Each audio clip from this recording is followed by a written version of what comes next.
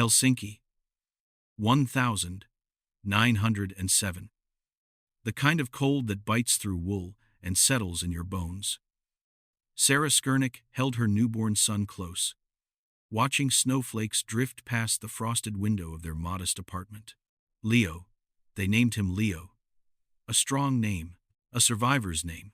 The Skurniks were one of Finland's oldest Cantonist Jewish families, descendants of soldiers who'd served the Russian Tsar's army, earning the right to settle in the Grand Duchy. Benzian Skurnik ran a small business, nothing glamorous, enough to keep food on the table and dreams alive. And Sarah, she dreamed her boy would be different. Better, maybe a doctor. Funny how mothers know things. Leo grew up in a Helsinki caught between worlds. Finnish nationalism rising, Russian influence fading, Jewish families like his walking a tightrope between acceptance and suspicion. He was smart, scary smart, the kind of kid who devoured books while other boys played in the streets. By 15, he knew what he wanted. Medicine. Not just healing people. Understanding how bodies work, how life persists against impossible odds. 1927. Leo completes his student matriculation. The University of Helsinki beckons. Medical school. His dream within reach. Then the walls close in. The anti-Semitism isn't loud, not like in Germany or Poland. It's Finnish anti-Semitism, quieter, more polite, but just as deadly to ambition. The university accepts Jewish students, sure, but advancement? Scientific careers? Research positions? Those doors remain firmly shut. Brilliant Jewish minds hit a ceiling made of unspoken rules and turned backs. Leo feels it in the professor's eyes, the slight hesitation before answering his questions. The research opportunities that somehow always go to someone else. The academic positions that require, well, they never say it outright, but everyone understands. Not for Jews, not here, not now. He pushes through anyway. Licentiate of Medicine, 1937. 10 years of grinding through a system designed to wear him down. He makes it, but the price shows in his eyes a hardness that wasn't there before, an understanding that merit means nothing when hate draws the lines. The science career he imagined? Dead. The university position? Forget it. The respect of his peers? Conditional, at best. So Leo makes a choice. He leaves Helsinki. Takes a position in a small town in northern Finland where they need a municipal doctor more than they need to question his religion. It's not the life he planned, it's the life available. 1939. The world shifts on its axis. Leo meets Lempi Irene Lauka. She's Finnish, not Jewish, and everything about their relationship defies the quiet rules of separation. But there's something in her smile that cuts through the bitterness Helsinki left in him. Something that reminds him why he became a doctor in the first place. To help people, to heal, to make things better in a world that insists on making things worse. They marry. Move into a small house in Leo opens his practice. Municipal doctor, treating farmers' broken bones and children's fevers. It's honest work, good work. But sometimes, late at night, he wonders what he could have accomplished if the system had let him. Then the 1st of September, 1939, arrives like a fist through glass. Germany invades Poland. The radio broadcasts are chaotic, contradictory, terrifying. The Europe everyone knew stable, ordered, predictable vanishes overnight. In its place, war. Real war. The kind that swallows countries whole. Finland watches nervously. The Soviet Union looms to the east. Massive, hungry, unpredictable. If war comes, Finland stands alone. 3 million people against 200 million. The math doesn't work. November 1939. The math becomes irrelevant. The Soviets attack. The Winter War explodes across Finland's eastern border. Soviet divisions pour in tanks, artillery, men by the tens of thousands. They expect to crush Finland in weeks, take Helsinki by Christmas, absorb the country like they absorbed the Baltic states. They don't. Finnish forces outnumbered, outgunned, running on coffee and spite, hold the line. Then push back. The world watches in amazement as Finnish ski troops ghost through forests, ambushing Soviet columns, vanishing into snow. David versus Goliath, fought at 40 below zero. Leo isn't on the front lines. Not yet. But the wounded come. Frostbite cases. Shrapnel wounds. Boys from E who left as farmers and return as something else. Something harder. He treats them. Learns combat medicine the brutal way by doing it. By holding intestines in while waiting for a surgeon who might not come. By amputating fingers blackened by frostbite. By telling mothers their sons won't walk again. March 1940. The Winter War ends. Finland survives barely. Cedes territory to the Soviets, but maintains independence. The interim peace settles over the country like exhausted silence. Everyone knows it won't last. The Soviets tasted blood. They'll come back. Leo uses the time to learn. Reads every medical text on trauma surgery he can find. Practices techniques he prays he'll never need. Spends evenings with Lempi, holding her close, wondering what's coming. The Pioneer Battalion 5 forms in the E garrison during the interim peace. They need a battalion doctor. Someone who knows the area. Someone competent. Someone who's already proven himself under pressure. Medical Captain Leo Skernik reports for duty. He's 34 years old. Married. Experienced. And he's about to enter a war that will force him to choose between everything he believes and everything he hates. Because the 22nd of June, 1941, changes everything again. Germany invades the Soviet Union. Operation Barbarossa, the largest invasion in human history. 3 million men crash across Soviet borders. The Nazis have come for Stalin, and Finland faces an impossible choice. Fight alongside the Germans against the Soviets, or face the Soviets alone. There is no third option. Neutrality died in the Winter War. Finland chooses survival. They call it co-belligerence, not allies with Nazi Germany. Just fighting the same enemy for different reasons. A legal fiction. A moral compromise. A deal with the devil to stay alive. Leo Skernik understands the logic. He even agrees with it, in the cold calculus of national survival. But understanding doesn't make it easier when he sees the first Waffen-SS units arrive in Finland. Doesn't make it simpler when he's told he'll be treating German soldiers. Doesn't erase the bitter irony that the ideology that rejected him in Helsinki now depends on his skills to keep their troops alive.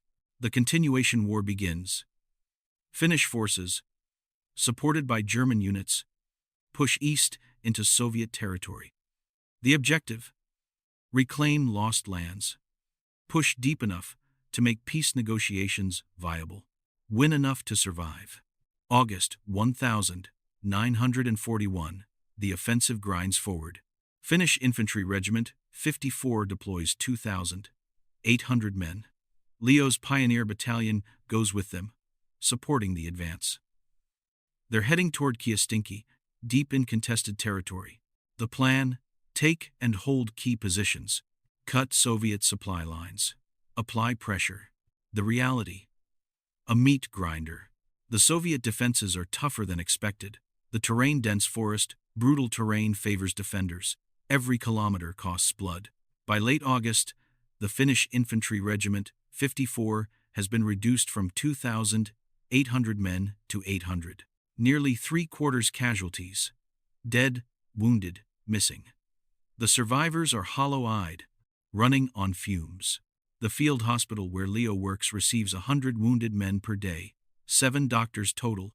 They work 18-hour shifts, sleep in blood-soaked uniforms, drink coffee that tastes like motor oil, and keep moving because stopping means more men die. Leo treats them all. Finnish boys with their guts hanging out.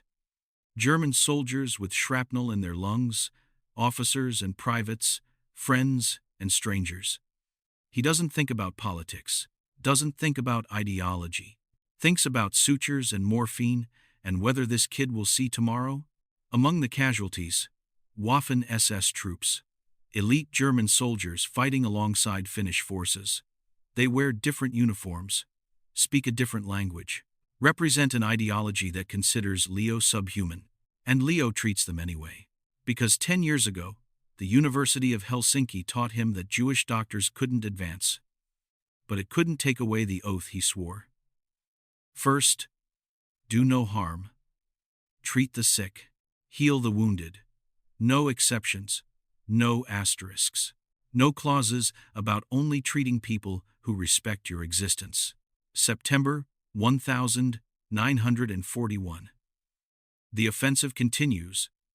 The casualties mount. The field hospital fills and empties, and fills again. Leo's hands move automatically. Now triage, stabilize, operate, next patient. He's so tired he sometimes forgets his own name, but he doesn't forget the oath. He has no idea that within days, he'll be making a choice that will define the rest of his life. No idea that a Soviet artillery barrage will force him to answer the question every doctor dreads. When you can't save everyone, who deserves to be saved? No idea that 600 wounded men, Finnish and German, soldiers, and SS, will depend entirely on his next decision. But that moment is coming, fast as artillery shells, inevitable as dawn, and Leo Skurnik, the Jewish doctor they wouldn't let research in Helsinki, will have 3 hours to prove that humanity survives even in hell. The 22nd of June, 1941, 3:15 a.m., 3 million German soldiers cross into Soviet territory. Operation Barbarossa, named after a medieval emperor, becomes the largest military invasion in human history. The border explodes with artillery fire. Panzer divisions roll east. Luftwaffe bombers blacken the sky. Stalin doesn't believe it at first, refuses to believe it. His intelligence services warned him, his generals begged him to prepare, but Stalin thought he had more time, thought Hitler wouldn't be stupid enough to fight a two-front war. Stalin was wrong. The German war machine tears through Soviet defenses like paper. Minsk falls. Smolensk falls. Kyiv surrounded. The Wehrmacht advances 50 kilometers per day in some sectors. Soviet armies disintegrate. Prisoners taken by the hundreds of thousands. Hitler's generals start planning victory parades in Moscow. And in Finland, 300 kilometers north of Leningrad, the government faces an impossible question. What do we do now? The Winter War ended barely a year ago. Finland lost 10% of its territory, including Karelia, the industrial heartland. 70,000 casualties. 12% of the population displaced. The Soviets could have taken everything. Instead, they settled for pieces. For now, everyone in Helsinki knows the Soviets will come back. It's not if, it's when. Now, Germany offers an alternative. Join the offensive against the Soviet Union. Reclaim lost territory. Strike while Stalin reels. Fight alongside the Wehrmacht. Or face the Red Army alone when Germany inevitably wins. Some choice. Finnish President Risto Ryti and Marshal Carl Gustaf Emil Mannerheim understand the moral complexity. Allying with Nazi Germany means legitimizing Hitler's ideology, means standing beside a regime actively murdering Jews across Eastern Europe, means compromising every principle Finland claims to uphold. But refusing means watching the Soviets return. Means occupation. Means the end of Finnish independence. Means Soviet-rule deportations, executions. The NKVD terror everyone's heard about, from Estonia, Latvia, Lithuania. The politicians debate, the generals plan, the people wait. The 25th of June 1941. Finland enters the war. They don't call it an alliance. The term used is co-belligerent, fighting the same enemy but for different reasons. A legal distinction, a diplomatic fig leaf, a way to tell themselves they aren't really allied with Hitler. The Soviets don't care about semantics. Soviet bombers hit Helsinki. The fiction dies in the rubble. The continuation war begins. Finnish forces mobilize. The objective? Push east. Retake lost territories. Advance to defensible positions. Then hold. No plans for conquest. No dreams of empire. Just survival. German units arrived to support the offensive. Wehrmacht troops, Luftwaffe squadrons, and Waffen-SS divisions, Hitler's elite, ideologically pure, combat-hardened killers, fresh from Poland and France. They set up bases across Finland. German soldiers, walking Finnish streets. Nazi flags beside Finnish flags. Officers, shaking hands. Treaties signed. Logistics coordinated. In Medical Captain Leo Skernick watches it happen. The German uniforms appear in his town. The strange language fills the air. The swastika armbands catch sunlight. These are the people whose ideology considers him subhuman, whose leader preaches Jewish extermination, whose policies drove him from Helsinki academia. And now he's supposed to treat them, keep them alive, save their soldiers so they can keep fighting. Lempi sees the conflict in his eyes. She knows her husband, knows the rage he keeps controlled, knows what it costs him to stay professional when everything in his blood screams injustice. "You don't have to do this," she says one evening. They're in their small kitchen, coffee on the table, rain on the windows. "Yes, I do," Leo replies. His voice is steady, tired. Finland needs German support to survive. That's the reality. I don't have to like it. I just have to do my job. Your job is treating them? My job is treating wounded soldiers. Doesn't matter which flag they salute. But it does matter. They both know it does. July 1941. The offensive launches. Finnish forces cross the old border. German units advance alongside them. The plan: a combined Finnish-German push toward Kiestinki and Luhi, strategic positions that will threaten Soviet supply lines and establish defensible positions for winter. Pioneer Battalion 15, Leo's unit, deploys as part of the offensive. Their job: engineering support, bridge building, road clearing, and medical care for the advancing troops. Leo packs his medical supplies, says goodbye to Lempi, boards the transport truck heading east. The other doctors in the convoy are quiet. Everyone understands what's coming. This won't be like the Winter War defensive, heroic, Finland against the world. This is offensive warfare. This is choosing to invade Soviet territory. The moral clarity is muddier, but orders are orders. And the alternative is waiting for the Soviets to come back. The convoy drives through Finnish countryside, past farms, through forests, toward the front. The deeper they go, the more the landscape changes. Trees shredded by artillery, craters in roads, burned villages, the smell of smoke and death. August 1941. The offensive grinds forward. Finnish Infantry Regiment 54 leads the assault on the Kiestinki sector. They're good, professional, experienced, tough. Veterans from the Winter War, men who know how to fight in forests, how to move through terrain that swallows armies. But the Soviets are dug in, prepared, vicious. The fighting is brutal. Not the quick German advances happening further south.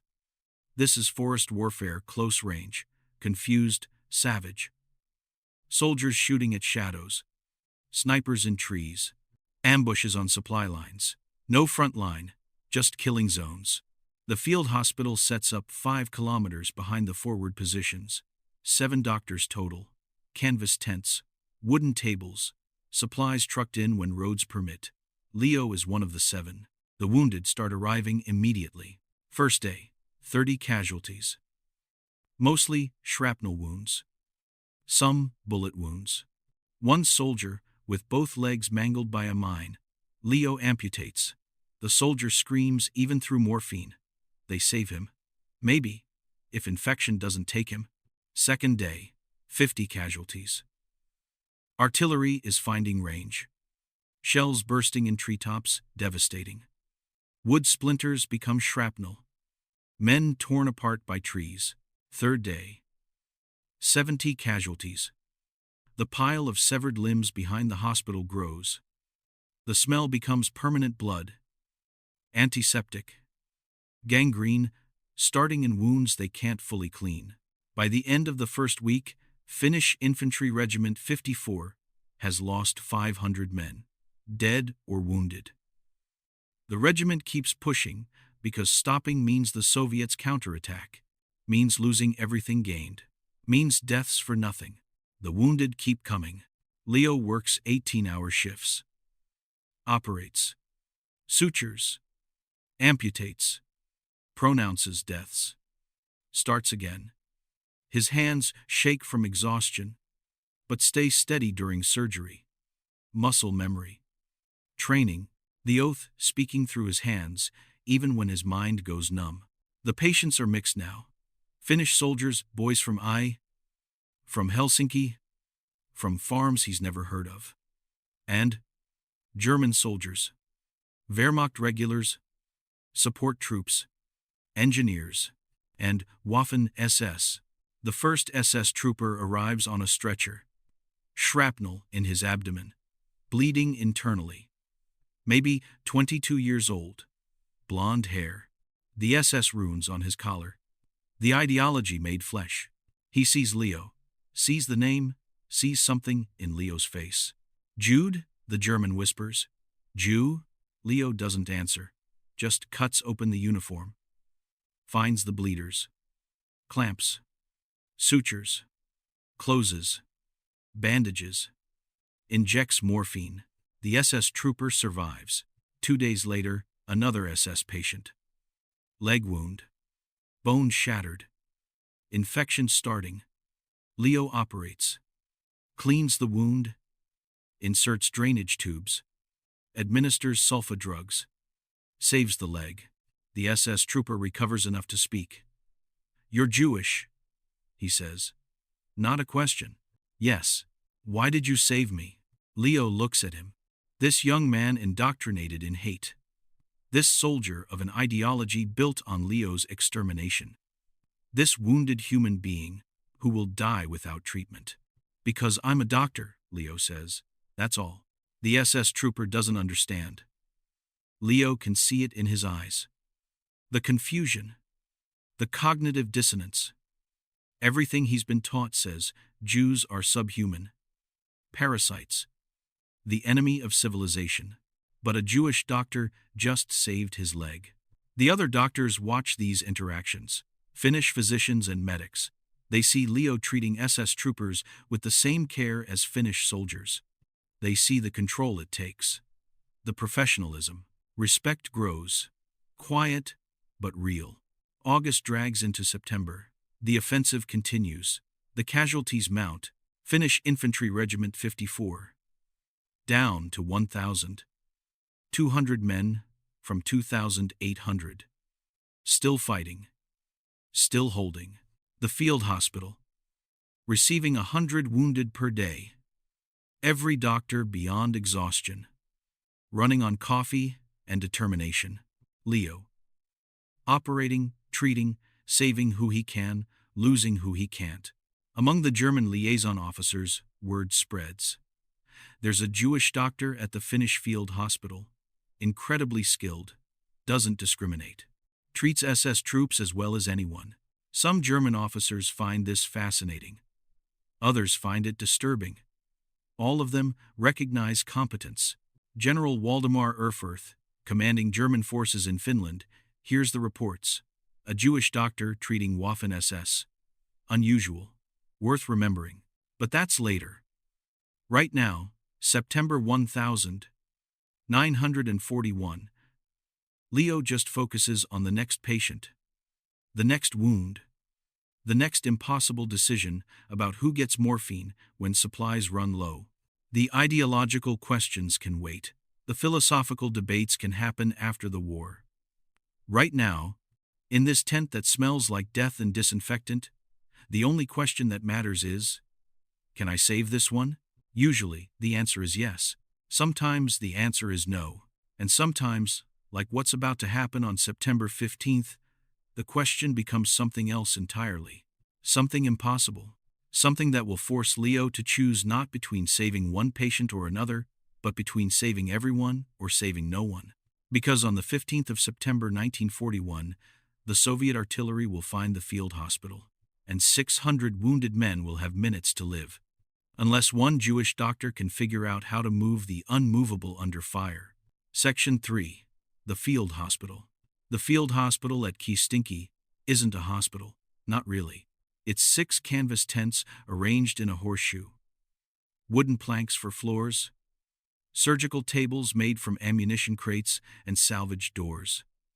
Lighting from kerosene lamps and whatever sunlight bleeds through the canvas. When it rains, and it always rains, the ground turns to soup. Blood and mud mixing into something that stains everything it touches.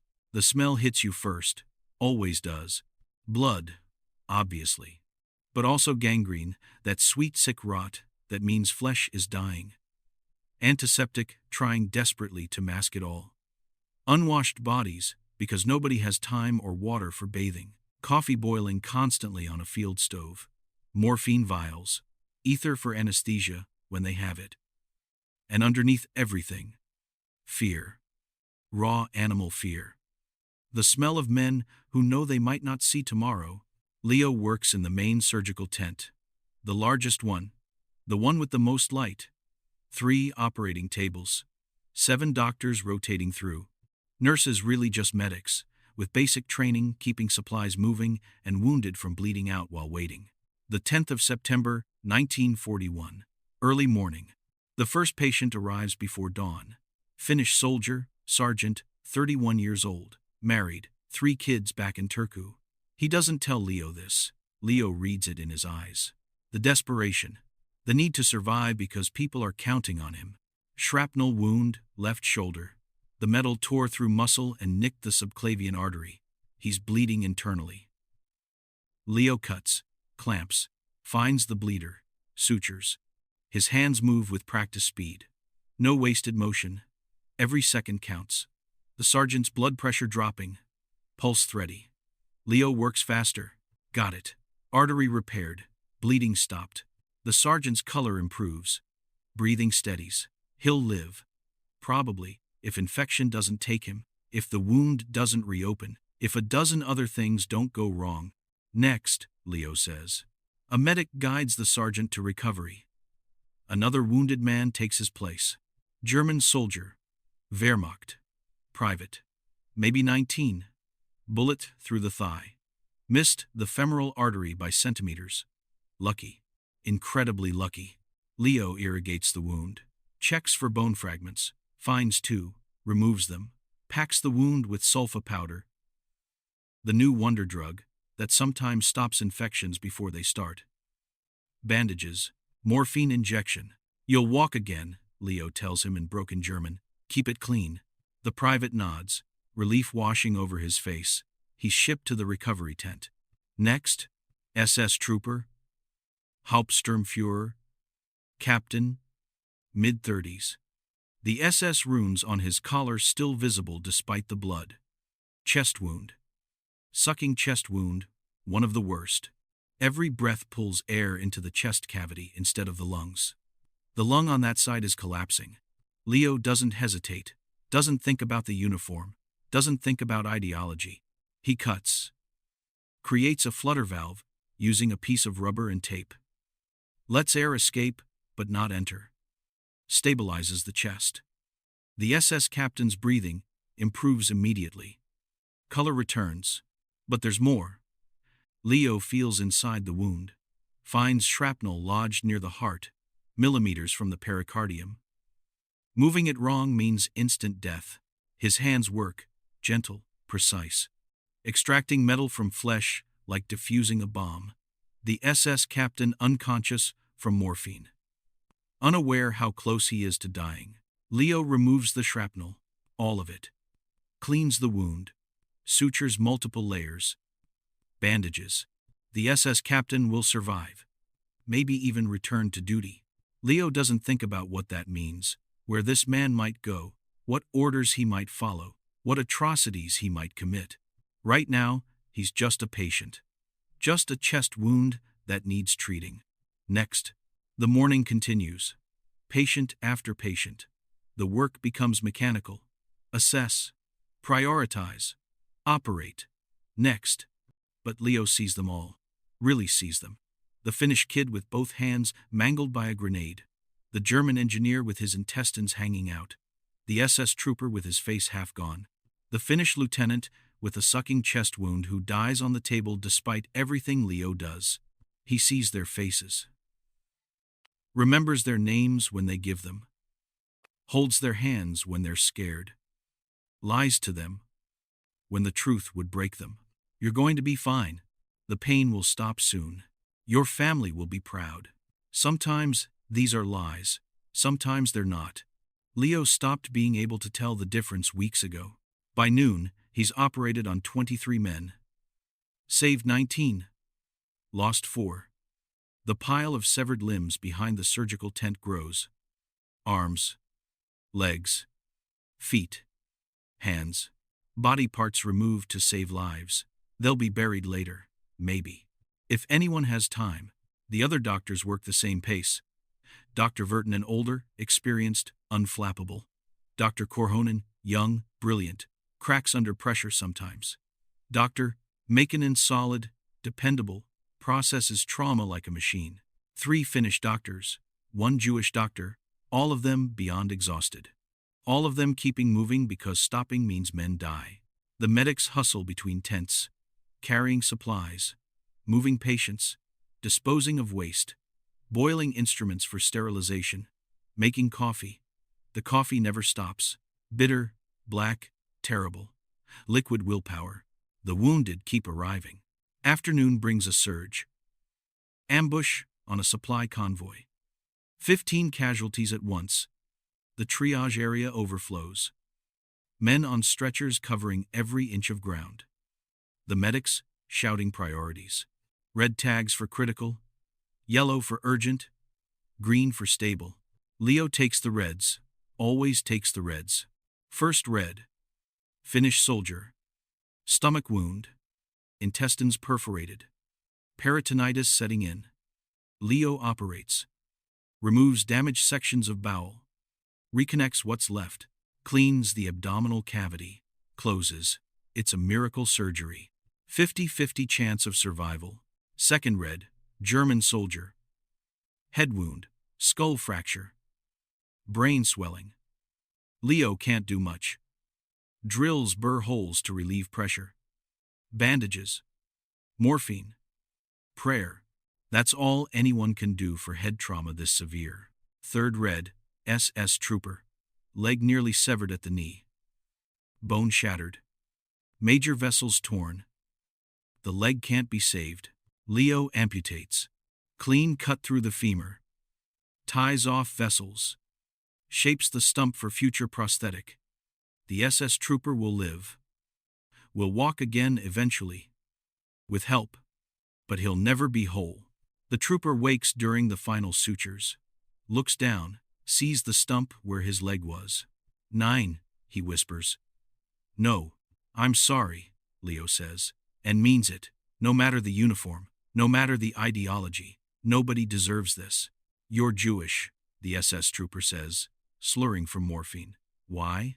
Because you would have died. Better dead than saved by a Jew. Leo finishes the sutures. Doesn't respond. What could he say? This man would rather die than accept help from someone he considers subhuman. The hatred runs that deep. But Leo saved him anyway. Because the oath doesn't have an exception clause for patients who hate you. Evening approaches. The casualties slow. Briefly. The front line settles into uneasy quiet. Both sides exhausted. Regrouping. Preparing for tomorrow's violence. Leo steps outside the surgical tent. First time in 12 hours. His uniform is soaked with blood. German blood. Finnish blood. SS blood. All the same color. All the same weight. His hands shake.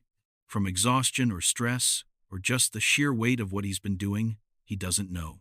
Dr. Vertanen joins him. Lights a cigarette. Offers one to Leo. Leo doesn't smoke but takes it anyway. The familiar ritual. The brief moment of calm. You saved the SS captain this morning, Vertanen says. Not an accusation. Just an observation. Yes. And the one who hates you this afternoon. Yes. Why? Leo takes a drag. The smoke burns. Because if I start choosing who deserves saving based on politics, I'm no better than them. Vertanen nods. Smokes. Thinks. You're a better man than me. I'm not sure I could do it. You do it every day. You treated that SS trooper with the chest wound yesterday. That's different. I'm not Jewish. He doesn't hate me. He hates Finland. Thinks we're inferior. Not pure Aryan. True. Vertanen flicks ash. So we're both treating people who think we're subhuman. Hell of a war. They stand in silence. Watch the sun drop toward the horizon. Somewhere in the forest, artillery rumbles. A reminder that the killing never really stops. Just pauses. A medic approaches. Doctors. 3 more incoming. 1 critical. The cigarettes get tossed. The moment ends. Back to work. The critical case is a Finnish soldier. 24 years old. Both legs crushed by a fallen tree during artillery bombardment. Bones shattered beyond repair. Tissue pulverized. The legs are dead weight. Toxic. Slowly poisoning his blood. Leo knows what he has to do. Hates it. Does it anyway. Double amputation. Above the knee. Both legs. Gone. The soldier will survive. Will live decades. Will marry, have children, build a life. But he'll never walk unassisted again. Never run. Never dance at his wedding. Never chase his kids through a field. Leo saves his life by taking his legs. The math of war. The brutal calculus of triage. By midnight, Leo has been working for 18 hours. 27 patients. 23 saved. 4 lost. The numbers blur together. The faces haunt him, even when he closes his eyes. He finally collapses on a cot in the doctor's tent. Doesn't bother removing his blood-soaked uniform. Sleep takes him instantly. The kind of exhausted unconsciousness that feels like death. 4 hours later, a medic shakes him awake. Doctor. 6 more casualties. 2 critical. Leo sits up. His body screams protest. Every muscle aching. His hands cramping. His eyes refusing to focus. He stands. Walks back to the surgical tent. The war continues. The wounded keep coming. And Leo keeps saving who he can. He doesn't know that in 4 days, everything will change. Doesn't know that Soviet artillery will find the hospital. Doesn't know that 600 wounded men, Finnish boys and German soldiers and SS troopers and everyone in between, will depend entirely on his ability to think clearly in chaos. Doesn't know that September 15th will test everything he believes about medicine, humanity, and the oath he swore. But that day is coming, fast as shrapnel, inevitable as death. And when it arrives, Leo Skernick will have 3 hours to prove that one man can make a difference, even when hell itself opens up. The 15th of September, 1941. 0547 hours. Leo wakes to silence. Strange. The front line usually provides a constant, low rumble. Artillery exchanges, sporadic rifle fire, the ambient noise of war. But this morning nothing. Just birds. Wind through trees. The breathing of other doctors in the tent. Too quiet. He sits up. His body protests. 4 hours of sleep after another 20-hour shift. Not enough. Never enough. But it's what he gets. Outside, mist clings to the ground. The field hospital emerges from gray canvas tents. Supply trucks.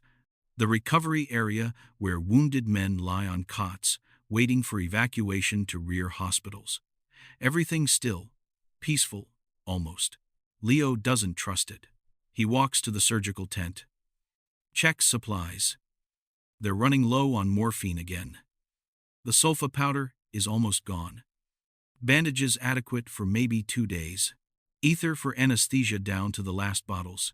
He makes notes, requests more supplies. Knows the request will take days to fulfill. If it's fulfilled at all, Dr. Vertanen arrives. Looks as exhausted as Leo feels.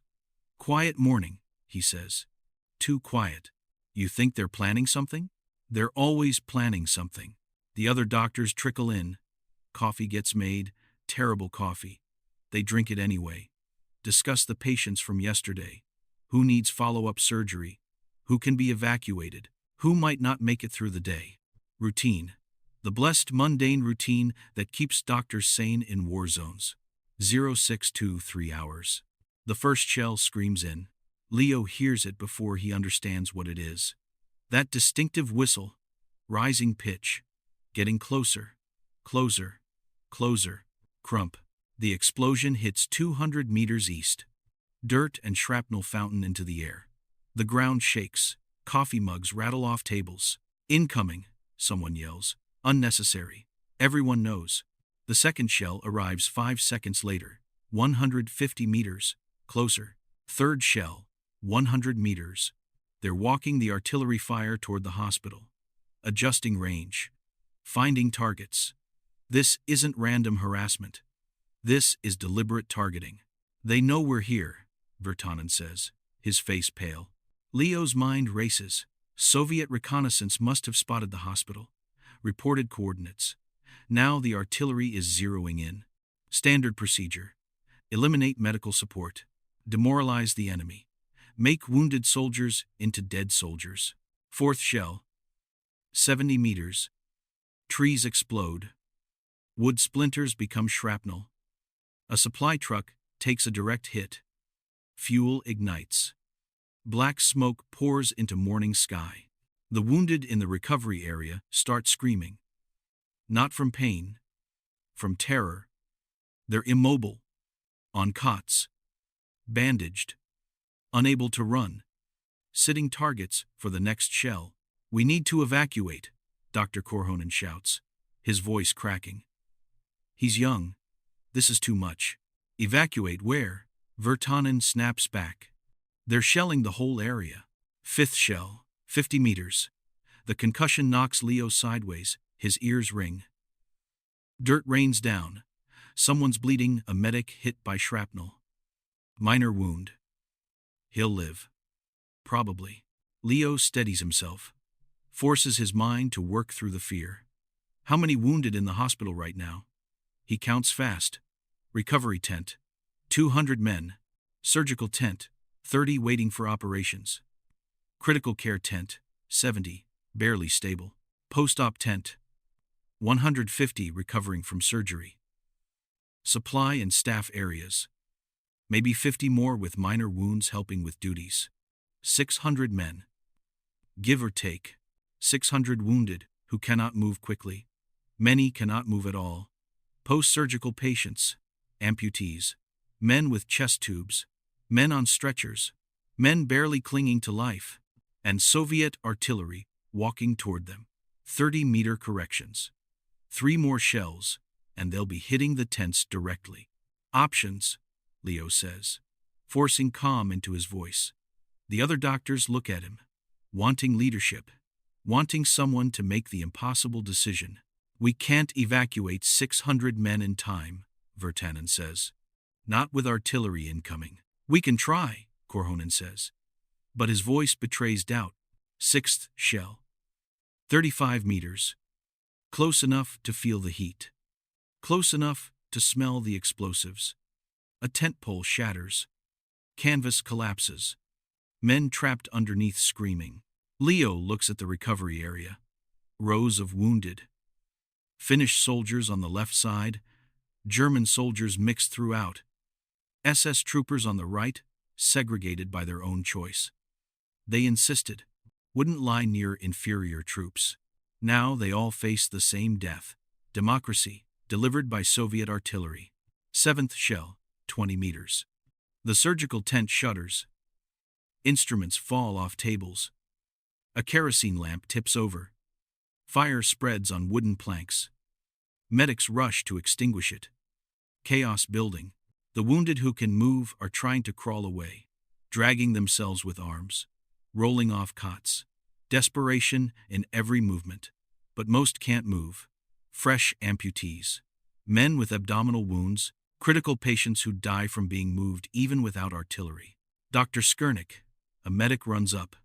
Blood on his face from shrapnel cut. What do we do? Leo doesn't answer, his mind calculating. The shells are coming in waves. Pattern: 7 shells, 90-second pause. 7 more shells. Soviet artillery standard procedure. Sustained barrage. They'll keep firing until the hospital is obliterated or they run out of ammunition. 90 seconds between barrages, 90 seconds to move, then hunker down during the next wave, then move again. It's not enough time. Can't evacuate 600 men in 90-second bursts. But maybe they can move them in groups. Small formations. Time the movements between barrages. Sprint during the pauses. Take cover during the impacts. It's insane. It's impossible. It's the only option. 8th shell. 15 meters. The blast wave knocks men off their feet. Shrapnel tears through canvas. A Finnish soldier in recovery takes metal to the chest. Killed instantly. He survived his combat wounds.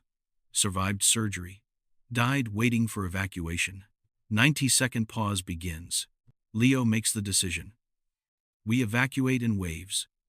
Groups of 15 to 20. Time the movements between barrages. The forest 500 meters west, that's our rally point. That's suicide, Korhonen says. The shells will catch them in the open.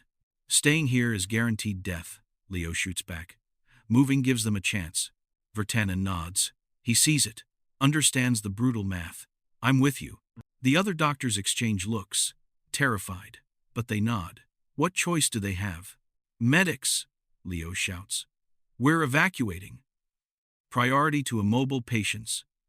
Stretcher cases first. Groups of 15. Move between barrages. The medics scramble. Start organizing. Grabbing stretchers. Assigning men to carry teams. The walking wounded gather near the tent exits. Ready to run when ordered. In the recovery area, SS Hauptsturmfuhrer, the one Leo operated on 3 days ago. The chest wound. The near-death save sits up on his cot. Face white. He sees Leo. Recognition in his eyes. You, the SS officer says. The Jew doctor. Yes. You're going to save us? I'm going to try. The SS officer laughs. Bitter, hopeless sound. God's joke. My life in Jewish hands. Then pray I have steady hands. 9 more shells incoming. The second wave. The barrage resuming. Crump, crump, crump, crump, crump, crump, crump, crump, crump. The world explodes. Tents shredded. Men screaming. Fire spreading. Smoke choking. The smell of explosive and blood and terror. One shell hits the critical care tent direct. Canvas and bodies and equipment disintegrate.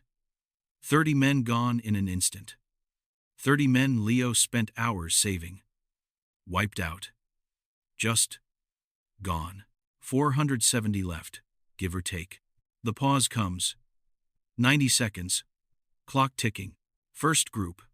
Go, Leo shouts. Medics lift stretchers. Finnish soldier with no legs. Finnish soldier with chest wound. German soldier with abdominal surgery. SS trooper with arm amputation. 15 men total. Mixed nationalities. Mixed units. United by wounds and desperation.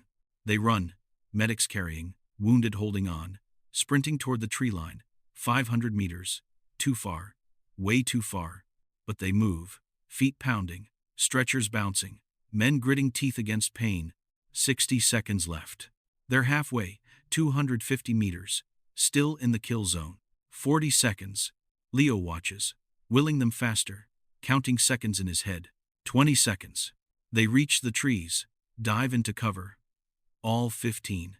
Made it. 10 seconds. Second group. Go. Another 15 men, different mix. Finnish, German, SS, doesn't matter. Just wounded. They run. 0 seconds. The third wave hits.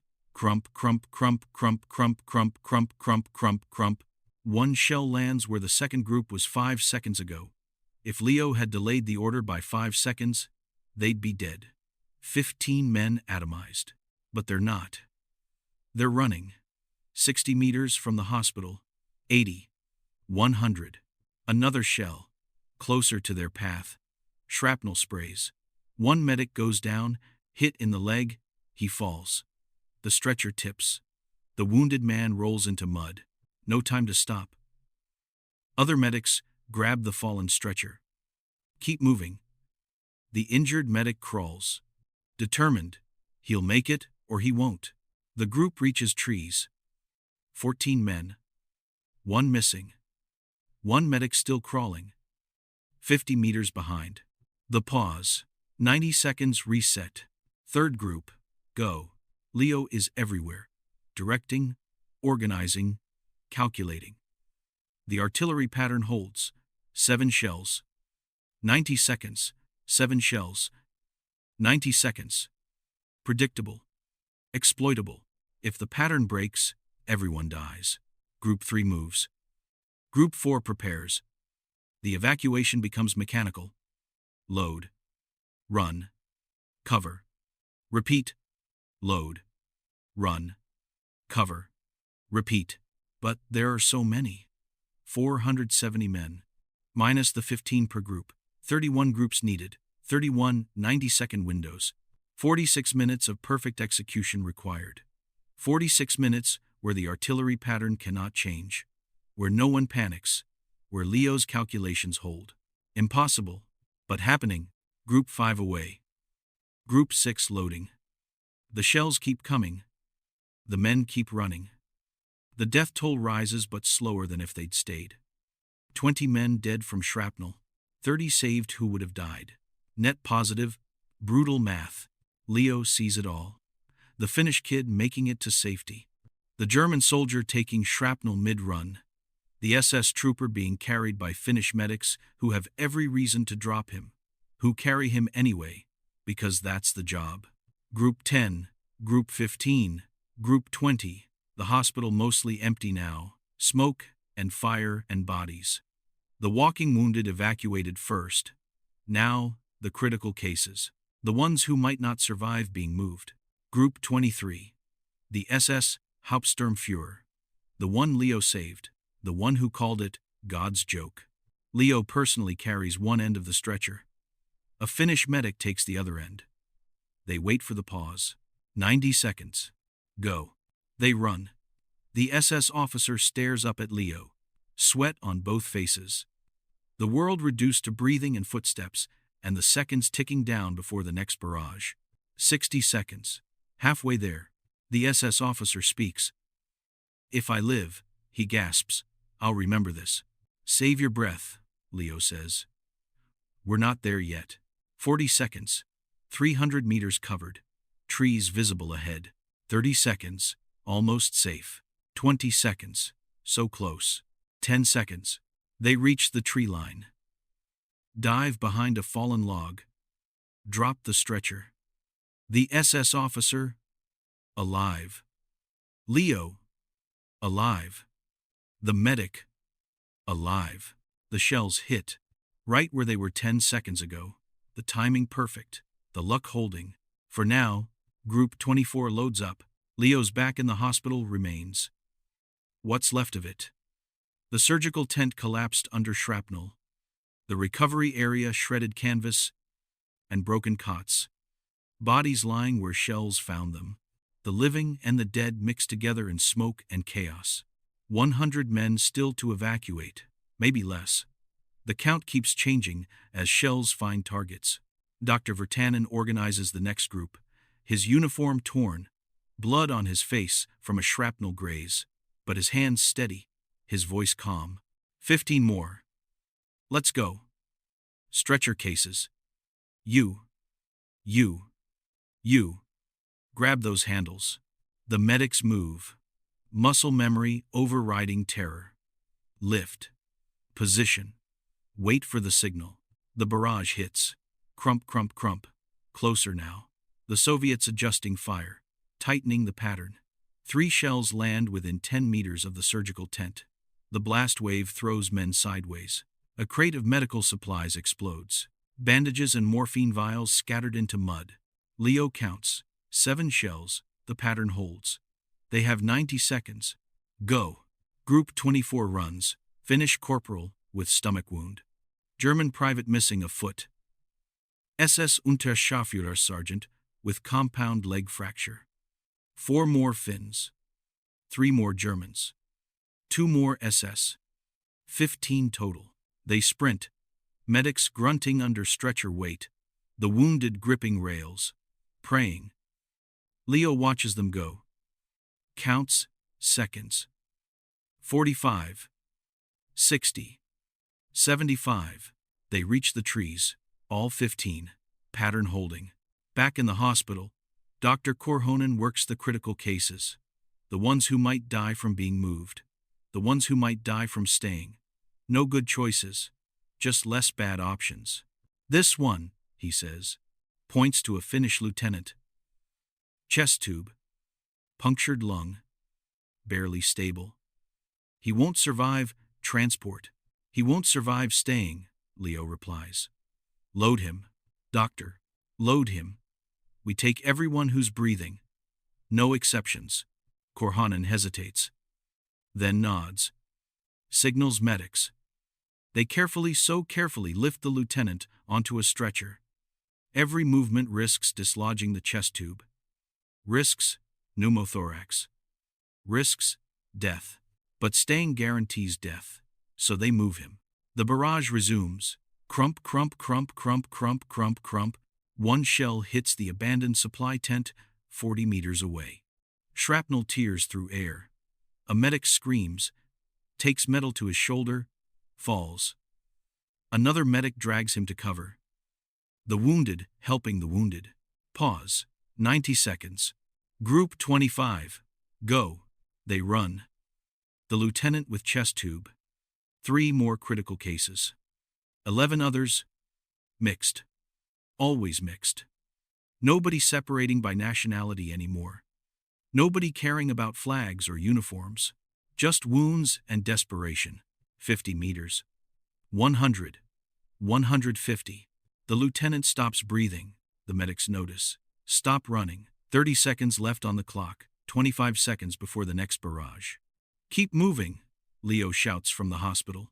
Get him to safety first. They run. Carrying a dead man. Or maybe dying man. Hard to tell. Won't know until they reach the trees. Until someone can check. 20 seconds. 15. 10. They reach cover. The lieutenant's heart still beats. Barely. The chest tube held. He's alive. For now. Group 26. Group 27. The hospital emptying. 70 men left. Then 60. Then 50. The artillery intensifies. The Soviets realize targets are escaping. They increase rate of fire. The pattern shifts. 9 shells now. Still 90-second pauses. But more explosions. More death per cycle. A shell lands directly on the post-op tent. 5 men inside. All immobile. Recent surgeries. They had no chance. 45 left to evacuate. Group 28 loads. The SS Hauptsturmführer. The one Leo saved in Section 3. The chest wound. Now recovered enough to actually helps carry a stretcher. A Finnish stretcher. A Finnish soldier. The medics stare. An SS officer carrying Finnish wounded. Problem? The Hauptsturmführer snaps. Nobody answers. They just move. The group runs. Makes it. Pattern. Still holding. 30 men left. 2 more groups. 2 more 90-second windows. So close. But Leo sees the problem. The remaining 30 are the worst cases. The ones they saved for last. The ones who might not survive transport even without artillery. Post-surgical amputees. Men with abdominal wounds. Head trauma cases. Critical burns. These men need gentle transport. Smooth movement. Stable conditions. They're going to get a sprint through artillery barrage. Load group 29. Leo orders. 15 worst cases. Dr. Vertanen looks at the patients. Looks at Leo. They won't make it. They definitely won't make it here. Fair point? The medics load stretchers. Extra care. Extra straps. Trying to stabilize patients for the run. Knowing it's not enough. Never enough. The barrage hits. 9 shells. The hospital, what's left of it, ceases to exist. Direct hits on the surgical tent remains. On the recovery area. On the medical supply dump. Everything obliterated. If anyone was still inside, they're dead. The pause comes. Go. Group 29 runs. The worst wounded. Barely clinging to life. Being bounced and jostled and subjected to exactly what their bodies cannot handle. 2 don't make it. Cardiac arrest, mid-run from shock. The medics realize. Keep moving anyway. Can't stop. Can't help. Just deliver the bodies and hope someone can revive them. They reach the trees. 75 seconds. Close call. The 2 who arrested both Finnish soldiers get immediate CPR from doctors in the forest. Leo watches from the hospital. Can't see details. Just medics working. Frantic movement. 1 starts breathing again. 1 doesn't. 14 survivors from Group 29. 15 men left at the hospital. The final group. Leo. Dr. Korhonen. 3 medics. 10 wounded. They gather near the ruined surgical tent. The fire spreading. The smoke thick. The smell of burning flesh and canvas. The morning that started quiet now sounds like hell itself. Leo looks at the 10 wounded. German Wehrmacht corporal. Finnish private. SS Rottenführer corporal. 3 more Finns. 2 more Germans. 2 more SS. Can you walk? He asks them. Some nod. Some shake their heads. The ones who can't walk get loaded on stretchers. The ones who can walk get assigned to help carry. The SS corporal wounded 3 days ago. Leg injury. Barely mobile grabs one end of a stretcher. A Finnish stretcher. Doesn't hesitate. Just does it. War does strange things. Makes enemies into allies. Makes hate less important than survival. The barrage hits. 9 shells. The ground where they're standing erupts in sequence. The blasts walking toward them. Getting closer. The timing running out. 15 seconds left in the barrage. 10 seconds. 5 seconds. The last shell hits 20 meters away. Shrapnel screams past. The pause begins. Final 90 seconds. Last chance. Go! Leo shouts. They run. Leo carrying one end of a stretcher. Dr. Korhonen on the other end. The wounded man between them. Finnish kid. 19, lost both legs 2 days ago, staring up at the sky. Praying or crying, or both. The SS corporal carrying a stretcher despite his own leg wound. Limping. Determined. The German he's carrying unconscious. Doesn't know who's saving him. Probably wouldn't care if he did. 50 meters. Leo's lungs burning. His legs cramping. 3 hours of adrenaline and fear catching up. But he runs. The stretcher bouncing. The kid screaming from pain, but alive. Still alive. 100 meters. Halfway. The trees visible ahead. Safety visible. So close. The medic with the arm wound stumbles. The stretcher tips. The SS trooper he's carrying rolls off. Hits mud. The medic tries to lift him. Can't. Too weak. Blood loss catching up. Dr. Korhonen sees it. Keep going, he shouts at Leo. I'll get him. Korhonen breaks from Leo's stretcher. Runs back. Grabs the fallen SS trooper. Drags him. The medic stumbling alongside. 40 seconds left. Leo keeps running. The Finnish kid. The safety ahead. Can't stop. Can't help Korhonen. Just run. 150 meters. 20 seconds left. Leo reaches the trees. Drops the stretcher. Turns. Watches. Korhonen dragging the SS trooper. The wounded medic beside him. They're slow. Too slow. Still 50 meters from safety. 15 seconds. Move, Leo screams. Run. Korhonen runs. Dragging dead weight. His face purple from effort. The medic stumbling. Falling. Getting up. Falling again. 10 seconds. 30 meters out. Not going to make it. 7 seconds. 20 meters. Leo can see Korhonen's face. The terror, the understanding, the math clicking into place. 5 seconds. Leo runs, back into the open. Toward Korhonen, toward death. No thought. Just action. 3 seconds. Leo reaches Korhonen, grabs the SS trooper's other arm. Together they drag him. 15 meters to safety. 2 seconds, 10 meters. 1 second, they dive behind a massive fallen pine. Pull the SS trooper with them. The medic collapses beside them. 0. The barrage hits. 9 shells. Right where they were standing. The blast wave washes over the log. Dirt and shrapnel raining down. Leo's ears ringing. Can't hear. Can't think. Just breathing. The shells stop. Smoke clears. Leo looks around. Behind them, in the forest, 600 wounded men, evacuated, saved. Well, not 600. Leo does the math. Started with 600. Lost 30 to direct shell hits. Lost 1 during transport. Lost maybe 15 more from shock and injury during the run. 554 saved, give or take. The SS Hauptsturmführer, the chest wound patient from days ago, approaches Leo, his face unreadable. He stands at attention, salutes. Captain Skernick, he says, formal, respectful. You saved my life 3 days ago. You saved it again today. I don't understand you, but I won't forget.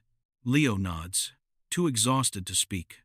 The SS officer turns, walks away, back to his men, his ideology unchanged, his hate probably intact. But something shifted, some small crack in certainty. Maybe it matters, maybe it doesn't. Dr. Virtanen appears, face black with smoke, grinning like a madman. We did it. We actually did it. Leo looks back at the hospital, or where the hospital was. Now just craters and fire and twisted metal. Completely obliterated. If they'd stayed, everyone dies. All 600. But they didn't stay. They moved. And 554 men live because one Jewish doctor decided to try the impossible. Yeah, Leo says. We did it. Then he collapses. Exhaustion finally winning. He's carried deeper into the forest. Laid on moss. Someone gives him water. He drinks. Closes his eyes. He doesn't know that word of what just happened is already spreading through the Finnish lines. Doesn't know it's reaching German command. Doesn't know General Waldemar Erfurth is hearing the details right now. Doesn't know that Berlin will soon hear about the Jewish doctor who saved 600 men under artillery fire. Doesn't know they'll want to give him a medal.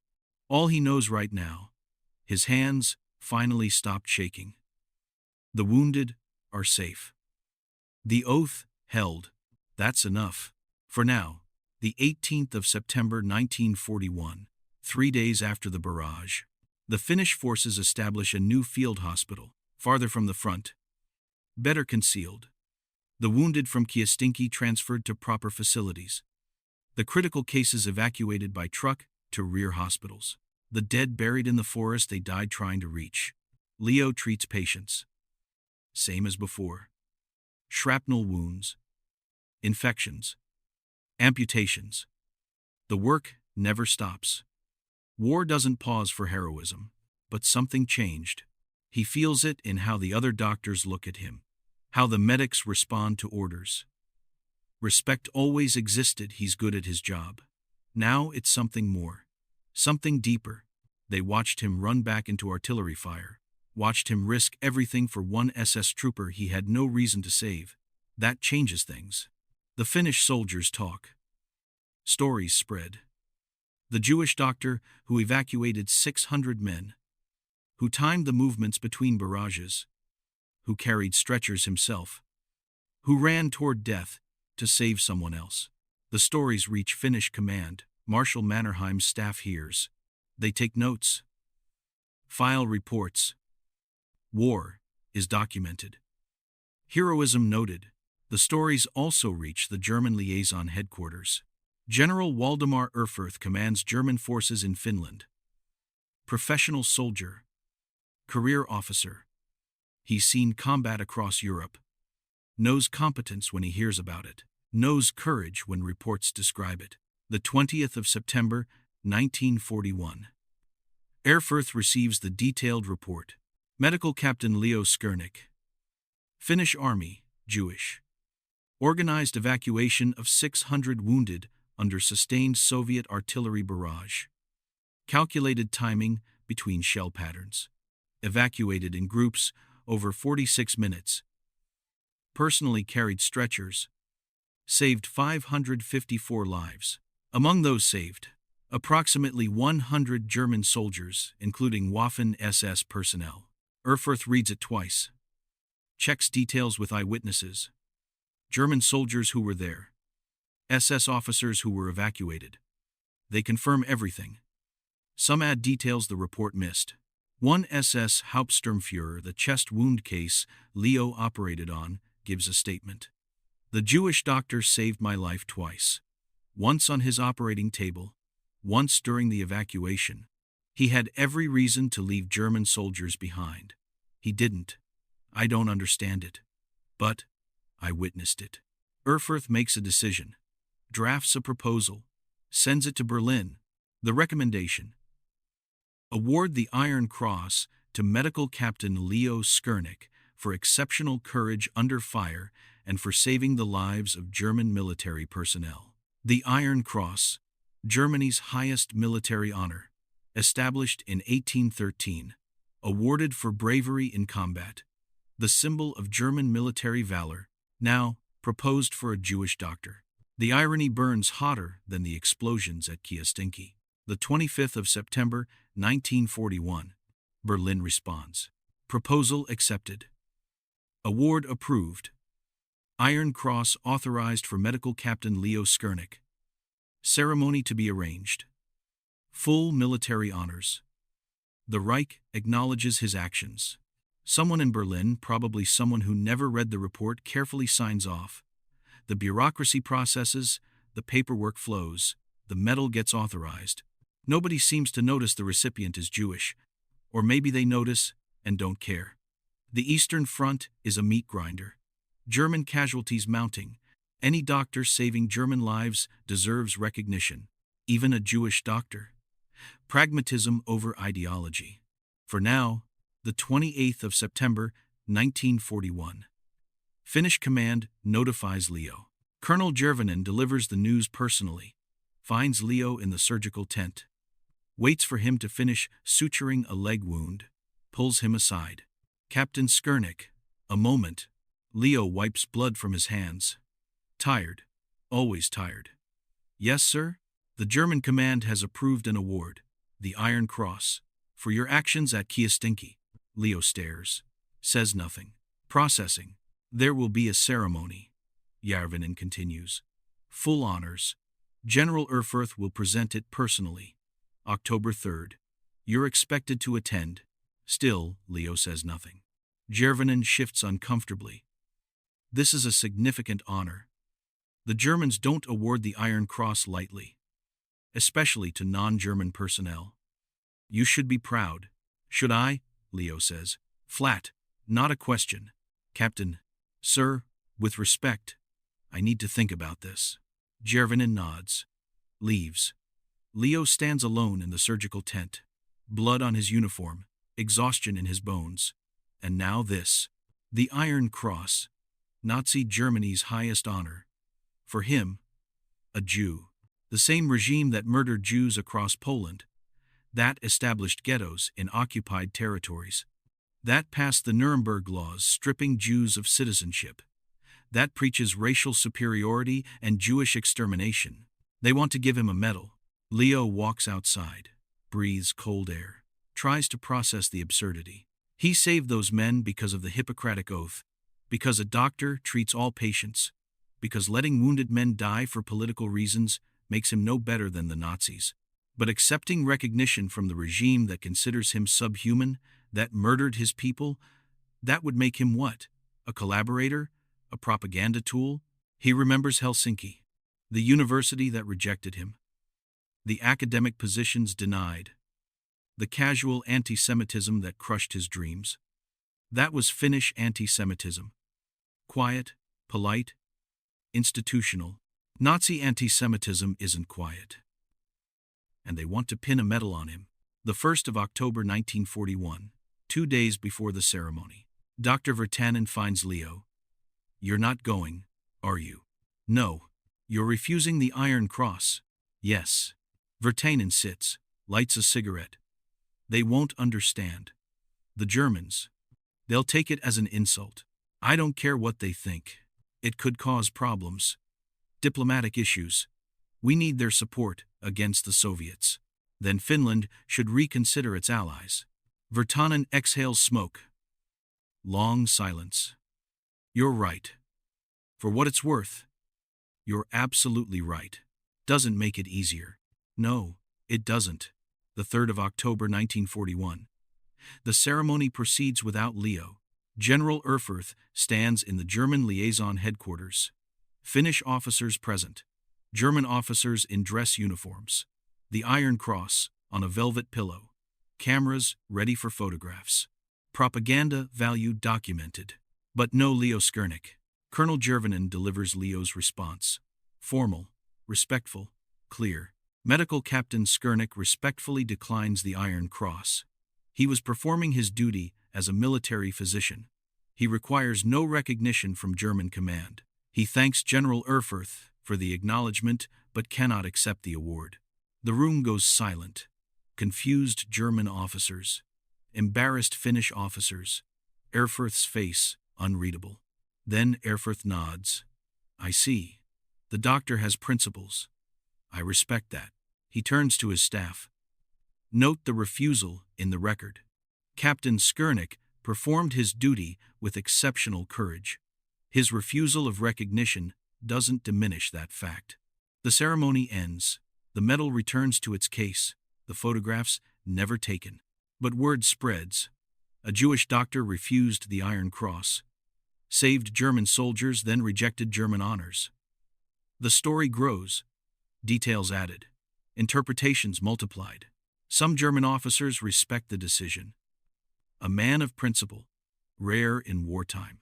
Others find it offensive. Ungrateful. How dare a Jew refuse German recognition? The SS officers have mixed reactions. The Hauptsturmführer, the one Leo saved twice, hears about the refusal. He's recovered now. Back to duty. He seeks Leo out. Finds him in the new field hospital. October 5th. Evening. Leo's operating. Doesn't see the SS officer enter. Doesn't notice until he speaks. Dr. Skernik. Leo looks up. Recognizes him. The chest wound, the evacuation, the salute in the forest. Hauptsturmführer. Your chest healed well? Yes, thanks to you. The SS officer hesitates. I heard you refuse the Iron Cross. I did. Why? Leo finishes suturing. Bandages the wound. Signals medics to move the patient. Then turns to face the SS officer fully. Because I was doing my duty as a doctor. I don't need recognition from a regime that murders my people. The SS officer's face hardens. Then softens. Conflict visible. Everything he's been taught versus what he's experienced. Ideology versus reality. You saved my life, he says quietly. You had every reason to let me die. You didn't. I don't understand you. Your people are... He stops. Can't finish. The propaganda failing against lived experience. My people are what? Leo asks. Not angry. Just tired. The SS officer says nothing. Salutes, leaves. Leo watches him go. Wonders if anything changed. If saving that man's life twice planted any doubt. Any crack in the certainty of hate. Probably not. Probably the officer returns to his ideology unchanged. Convinces himself Leo is the exception. The one good Jew. The propaganda adjusts. The hate continues. But maybe something shifted. Leo will never know. What he knows, he made the right choice. Treated the wounded regardless of uniform. Saved lives because that's what doctors do.